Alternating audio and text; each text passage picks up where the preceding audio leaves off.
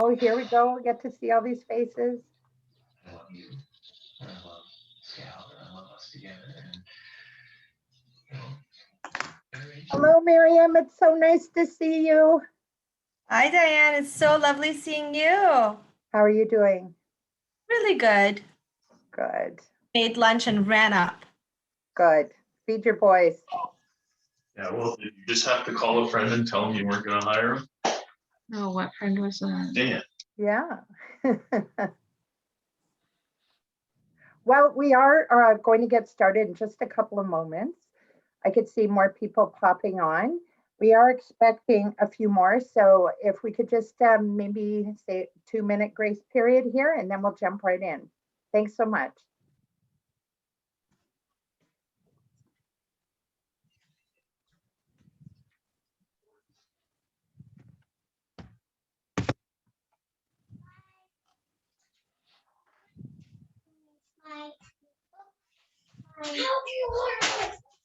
Sure. I hear a really young recruit.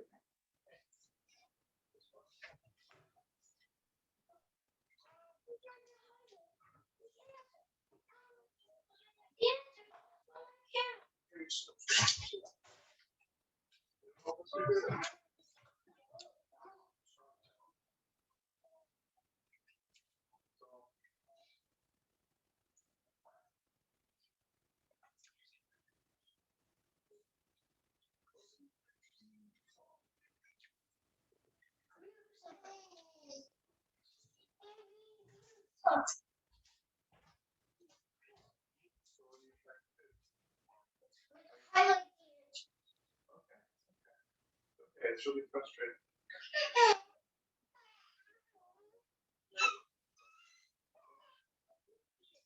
Well, I'm just looking for.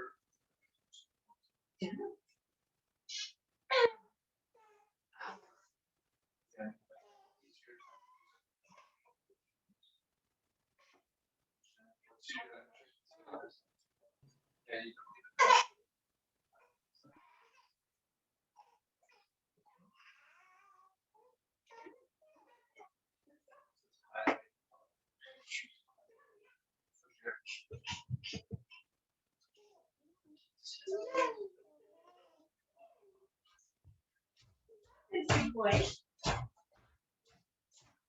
You are 7 months tomorrow. Isn't that crazy?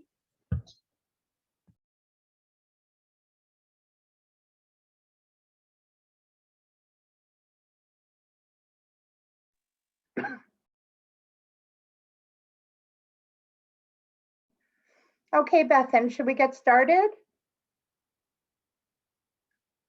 Hello, everyone. Thank you and welcome today to Leadership Waterloo Region's core program of 2022, if you can imagine that, information session. I'm Diane Wiles. You gotta, please forgive my voice, it keeps fading in and out, but I'm Diane Wiles and I'm the CEO of Leadership Waterloo Region and a very proud grad of class of 2002. So we'll just go through, if we could change slides, please, Bethan. What can you expect today? So you are going to have the opportunity to meet two of our esteemed alumni, Tony Dennison, class of 2001, who's also our board of directors chair, and Sarah Kelly, class of 2019. We'll then move on for some core information, core program information. We'll talk about the ins and outs of the program, what to expect, and what the year schedule looks like. Then we're going to just touch on tuition and bursaries. Leadership Waterloo Region's motto is no leader is left behind. So we definitely do not want our tuition to be something that stands in your way. And then the fun part, how to apply. So how do you get to hang out with us for a year?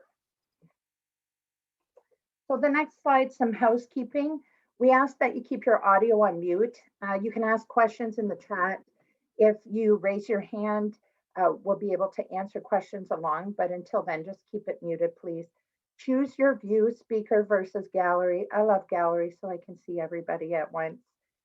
Use the chat feature, as I said, for questions and discussions. Feel free to comment. Other folks in the room might be able to answer questions for you while I'm talking. There will be time at the end though, if you have more questions. Stick around to the end because we have a lot of fun things to cover.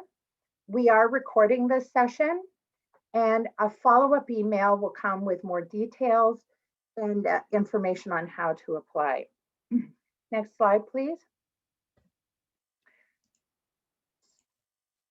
So I've already introduced myself, but to say I have skin in the game at Leadership Waterloo Region.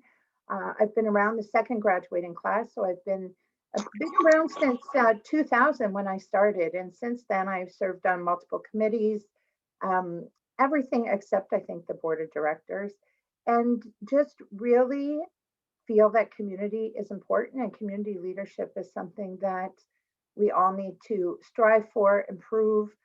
We all have a role. Leadership isn't a title. Leadership is the action we take, and that's what we learn most in this program. Next slide, please, Bethan. See how I gave up my power? So Bethan's helping me out. Actually, before we go any further, I would like to introduce you to Bethan Llewellyn. Bethan, I'm so sorry I missed this step. Bethan is my colleague at Leadership Waterloo Region. She is the manager of brand communication and community engagement. Really, she is involved in every aspect of Leadership Waterloo Region. There's only two of us, and we have a part-time bookkeeper, Norma Pavato, but Bethan is integral. If you follow us on social media, which we'll make sure you know how by the end of this session, we have the most incredible social media posts, informative, and man, they look so good. So we're going to encourage you to follow us later on, and that's all thanks to Bethan. So thank you for that. So who are we? Well, our mission is we encourage and empower and equip current and future leaders to unleash positive change in our communities. So Leadership Waterloo Region started in 2000. We have more than 460 alumni out in the community, and we're out encouraging people to be the difference. Our vision is to build vibrant, resilient, inclusive communities. And our values is we believe in enjoying the journey, pursuing diversity, pushing our limits, doing the right thing, challenging, connecting, and collaborating, and making a difference every day, and diving deep. You don't want to forget that one. So 5 quick things about us. We have more than 465 graduates, as I said, but our last survey showed that these folks are working on more than 400 boards and committees in our community. So this is a group of people who want to do things. They want to get some things done. We do have a core program, which is what you're here to learn more about, but we're more than that. During COVID, we really had to look at what our responsibility was as leaders in the community and how we could access and leverage our resources. So we were able to offer 9 in the nonprofit leader series sessions. So these sessions address things very relevant through COVID. We partnered with KPMG to look at subsidies. We also partnered with Capacity Canada and asked folks to bring their senior people and their board chairs and vice chairs to come learn more about governance and what that means during COVID. We learned about mental health, and we also looked at asset-based community development. So there was a lot of really relevant teachings that we offered. Of course, this was free to our community. We have not finished this program. We will be offering sessions coming up, and you will be notified of them. And if you follow us on social media, you will have first dibs there. We also relaunched the Visionary Speaker Series this year, and we were so pleased that we had a double launch of the Visionary Speaker Series and our book club, Turn the Page. And that was both launched by the Right Honorable David Johnson. So his book, Trust, was what he came to do a talk about. We believe in pushing boundaries and being experimental and risky. So we actually held that event on the Digi World platform where we were all avatars and got to experience that closeness and talk to each other and actually touch each other and shake hands. And it was really a wonderful experience. We have more than 200 expert facilitators that we reach out to for this program. So we believe that the difference is we need people who are doing the work now to teach us how to do it. So it's always relevant. We're always changing facilitators. We're always looking at what's up and coming, and what issues our community is facing. So it's an exciting place to be. Tony, if you're ready, I'm going to pass it over to you. And if you want to talk a little bit about your experience, thank you. Sure. Thanks, Diane. So I'm to answer 4 questions here today, and one is, why did I sign up for the program? And then number 2, what did I get out of the program?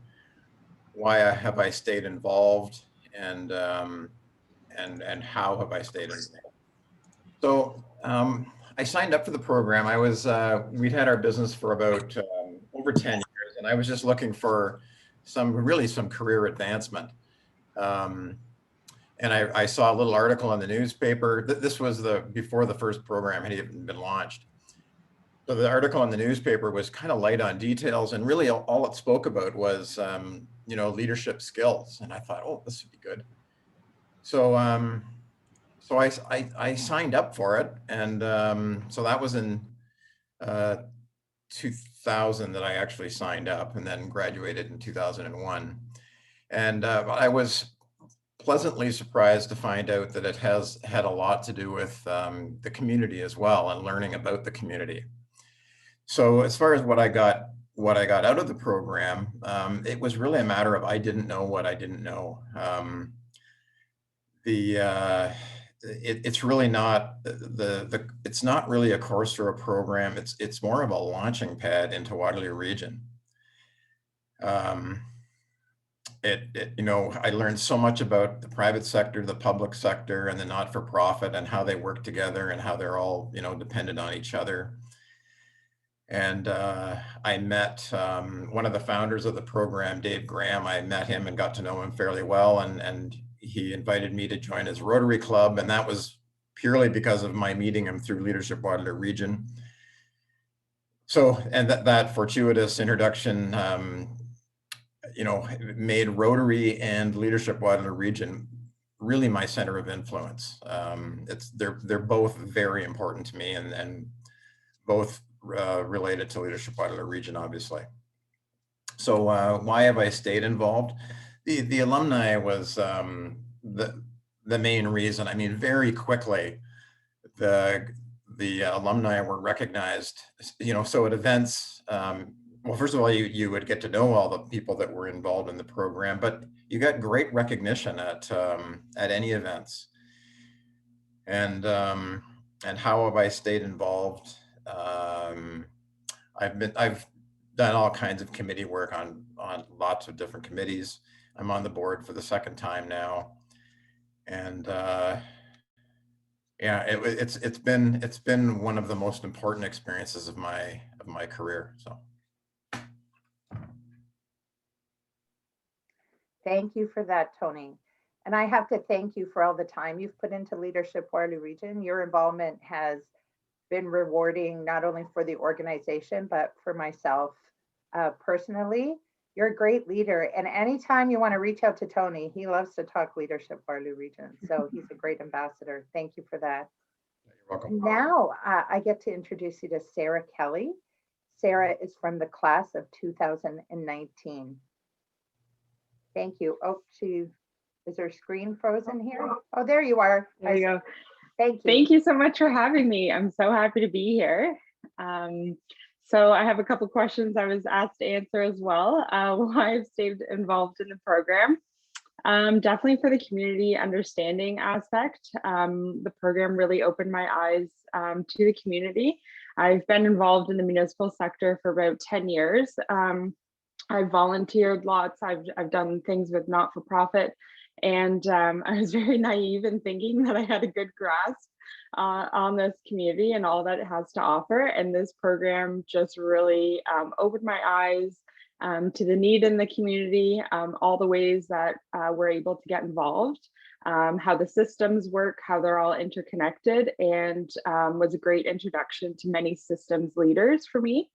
Why I signed up was I have been very blessed to have some really wonderful mentors at my work, and I love their leadership style and couldn't get enough of it. And they really loved the program. They were graduates themselves and talked about it quite often. And I just said to myself, I have to get involved some way. I have to get involved and see what this is all about. And I really wanted to fine tune my leadership skills and build some confidence in working with the community more.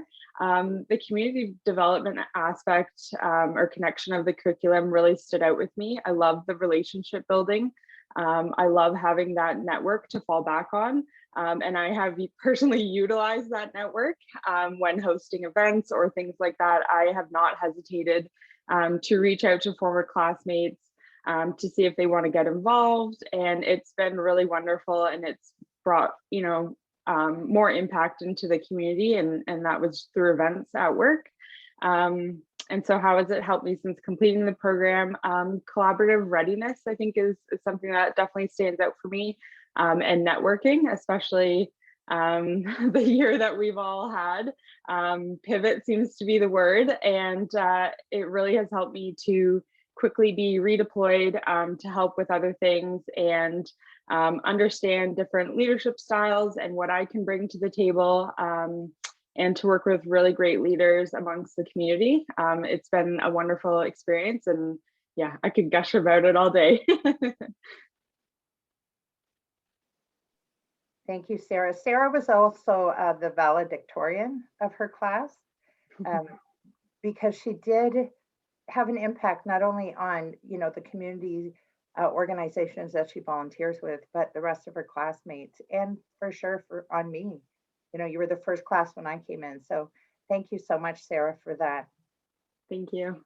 So what's our core program look like? Why are we here? Our core program at a glance. So we're going to walk through, whenever I talk about the program, I sort of talk about it in 4 pieces. But first of all, we're going to look at, if we could go to the next slide. In 2019, we rewrote the program really with the goal of hitting those relevancy, having more broad stroke community impact, and really being, why are we here? We want to fill that leadership gap in our community. So by doing that, our board voted in these 4 pillars to which we measure everything. So we have community, I have to make my screen bigger. Comes with my age here.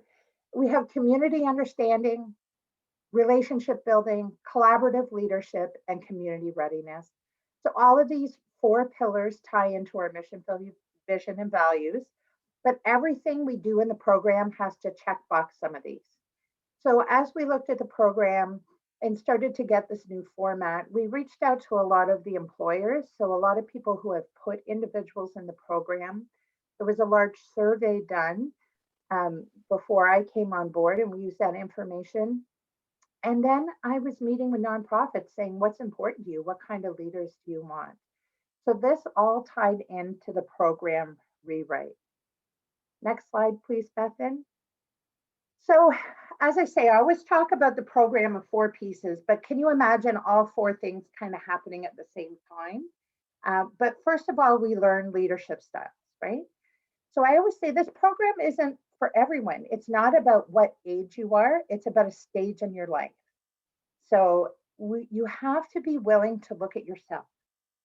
It's introspective. It's learning about you, your strengths, your values, your leadership styles, and then how you work with others.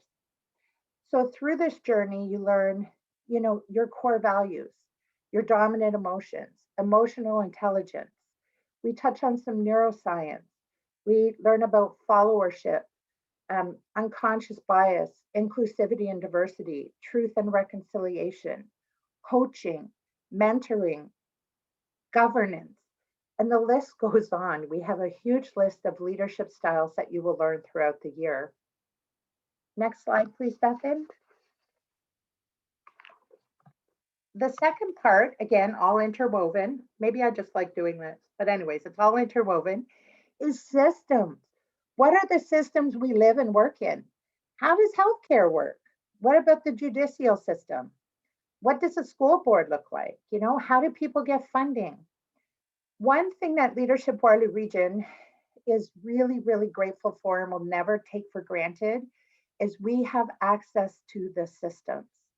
So when we have days that are about innovation in our community, we've had the mayors and regional chair come out and teach that piece.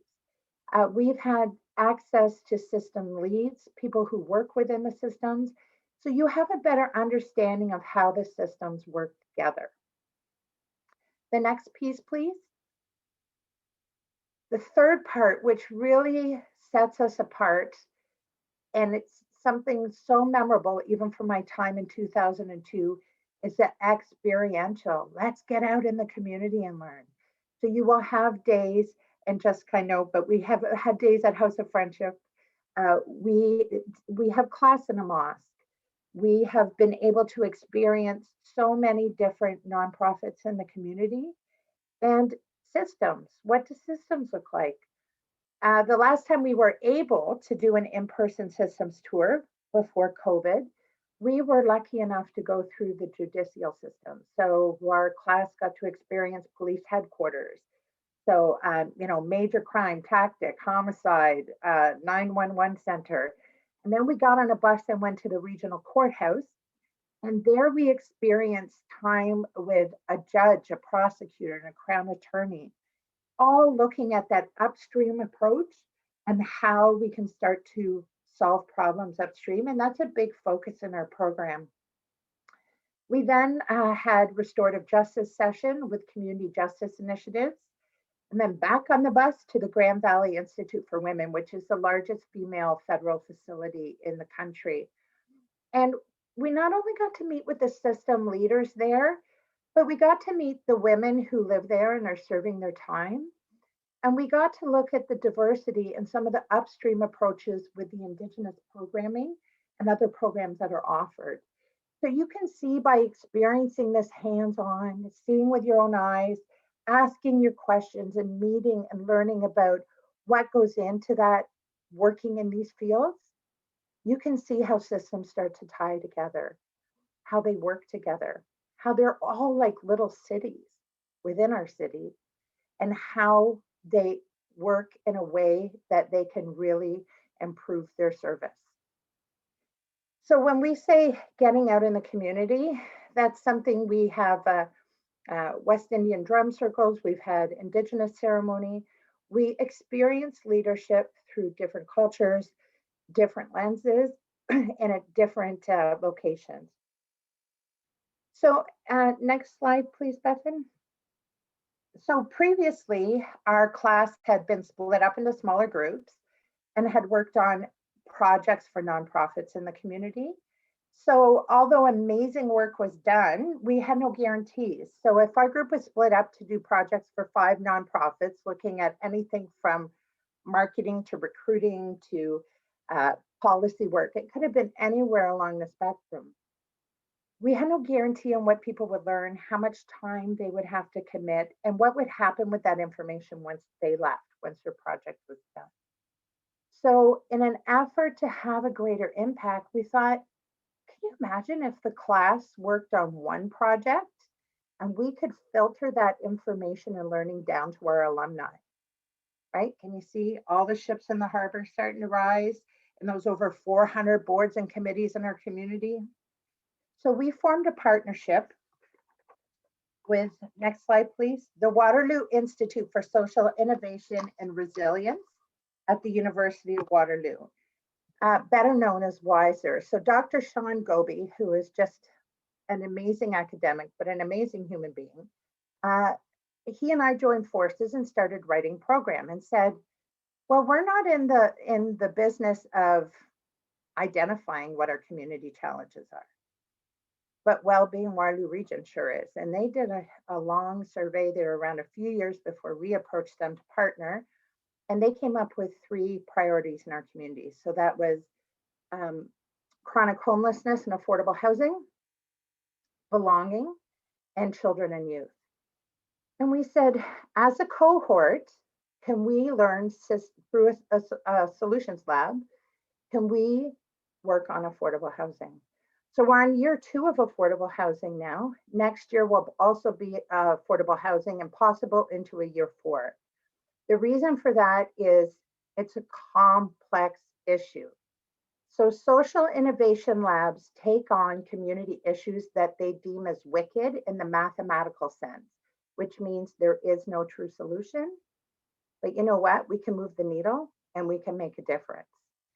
So through this relationship, we spend a few hours at every one of our leadership days, and we talk affordable housing. When we look at affordable housing, if you want to think of affordable housing here, we look at the myriad of issues that make the need up for affordable housing. So we look at homelessness, mental health, seniors, new Canadians, job loss, contract work, no stock, old policy, and the list goes on and on. Twice a year, we hold an affordable housing cafe where we bring the community that represents this myriad into one room.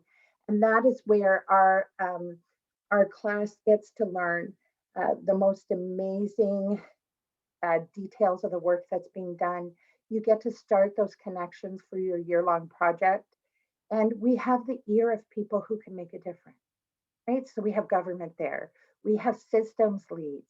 We have people who wake up every day and their first thought is affordable housing. Can you imagine you have access to that? I'm actually just going to share a quick story, and Tony hasn't even heard this story yet because we just heard it.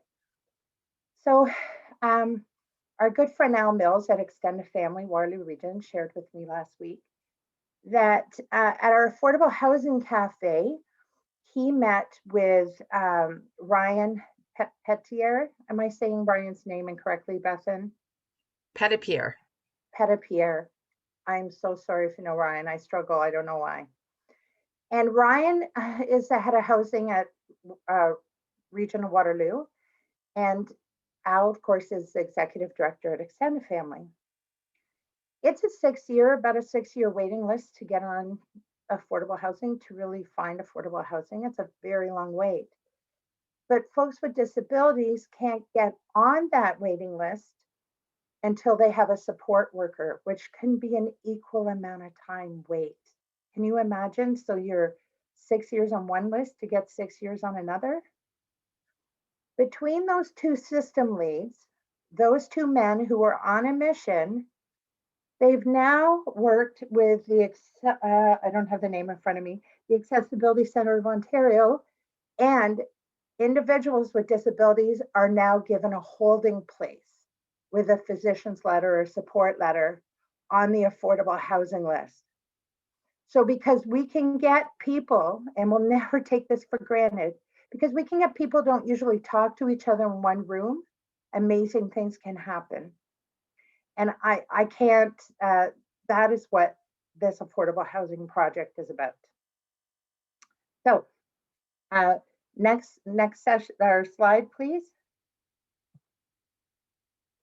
So our core program participants go through the Social Innovation Lab with Wiser, and that information is filtered to Wellbeing Waterloo Region and beyond.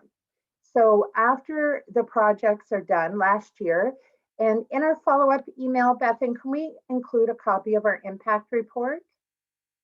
Happy to. Bethan put together this beautiful document that just has all the information. But our classes projects from last year, there are 4 solutions for affordable housing, 4 videos with accompanying one-pagers are in that impact report. I invite you to read them. But that's the kind of information that this project is pushing out to the community. And it really is having a huge impact. Next slide, please.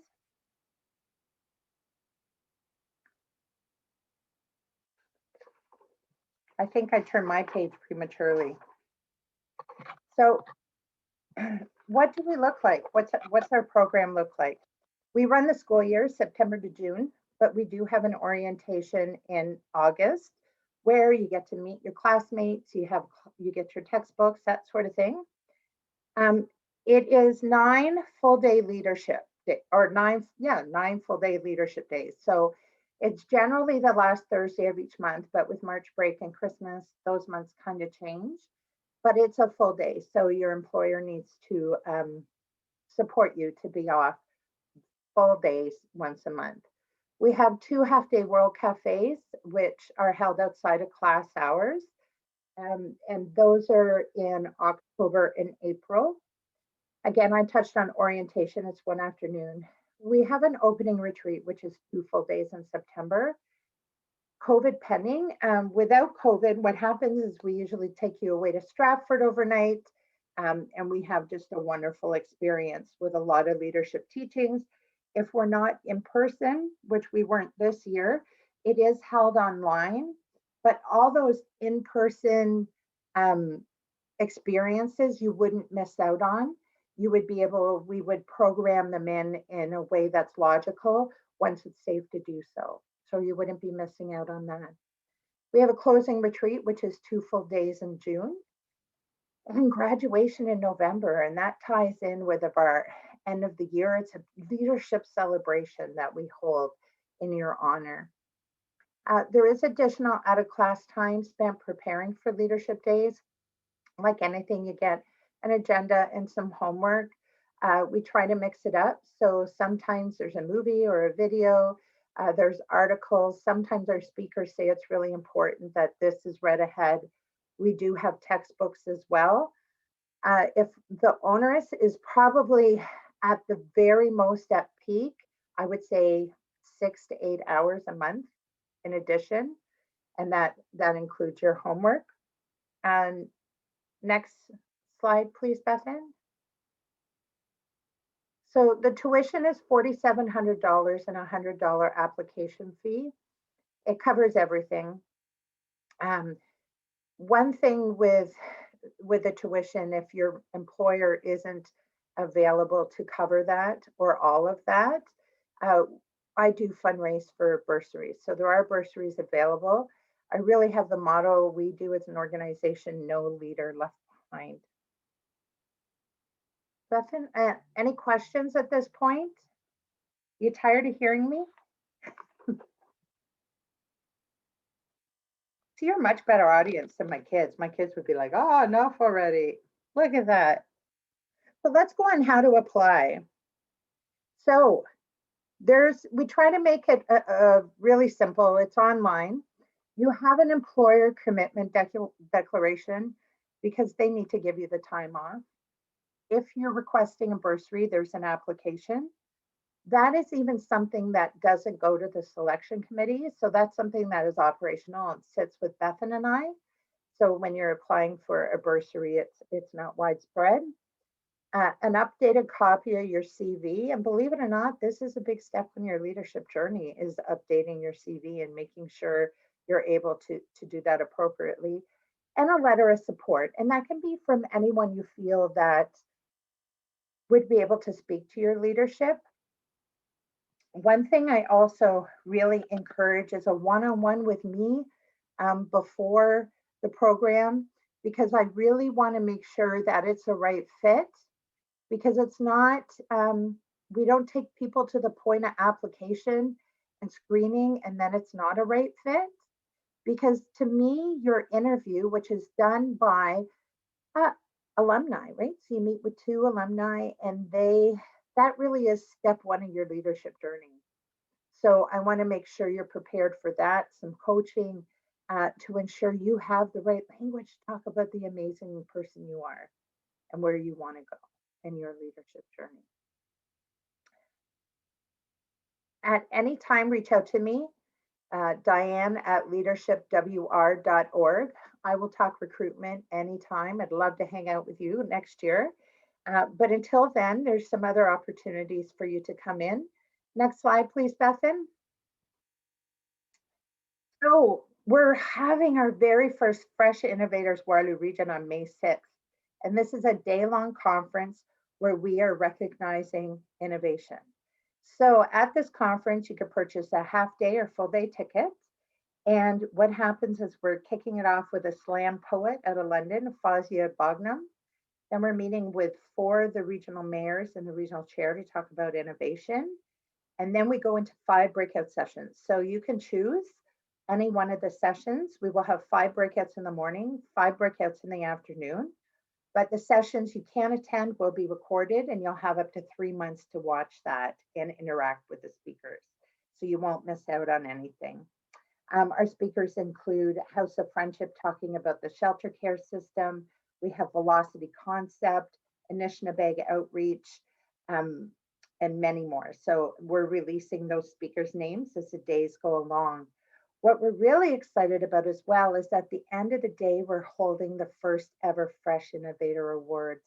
So our nominations did close on March 31st. We had some wonderful, actually outstanding nominations coming from the community, and a committee of diverse people from across the community selected the top 3 finalists. So those being Anishinaabe Outreach for their Healing Center, the Waterloo Women's Crisis Services Waterloo Region for the She's Your Neighbor campaign, as well as the Women in Communication Technology Mentorship Circles. So those are the 3 that will actually pitch that day, and folks will vote who are in attendance, and there'll be some prize money for first place. So we invite you all to attend. Again, in the No Leaders Left Behind, we do have a bank of tickets put aside for folks with lived experience or individuals that maybe just don't have the money at this time for a ticket. So please don't be afraid to let us know if you need to use that, or share it with somebody that does need to use it. Anything else, Bethan, that you would like to add? No, I think you've covered it.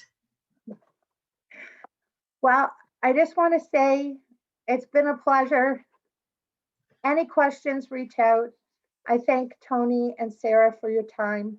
And thank you for all choosing to spend your lunch hour here today, learning more about Leadership Waterloo Region. And go forth and do good in our community. Thank you so much. Take care. Bye-bye.